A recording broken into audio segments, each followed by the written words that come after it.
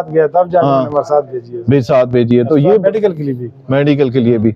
और वो जो लड़का है उसके बारे में जरा इनको बताएं कि वो लड़का क्या है, और उसके बाद ये फैमिली जो है ये कितनी वेल सेटल्ड है, और उसके बाद ये प्लान बनाने। हमारी तरह मीडियाकर है, वेल ऑफ नहीं है। ये जो पैसे नजर आए उस बेचारे के अपने नहीं है, वो गाजी गैस कंपनी में बेचारा काम करता है, तो दरमियाने से लोग हैं हमारी तरह। तो एजेस कितनी होंगी नदीम इन दोनों की? बच्चों की एज होगी 18 19 छोटे छोटे हैं दोनों। अच्छा, तो ये लड़के को आपने देखा होगा कि तो लड़की को ये लोग इसलिए नहीं दिखा रहे क्योंकि फैमिली का इशू होता है, तो इसमें जो है वो जाहिर है फैमिली इन्वॉल्व होती है, तो लड़की को नहीं दिखाया जा रहा। लेकिन आप देखें कि ये लड़का जो था वो वेल्डर है, जो वेल्डिंग का काम करता है, और ये देखें इतनी बड़ी वारदात करने के लिए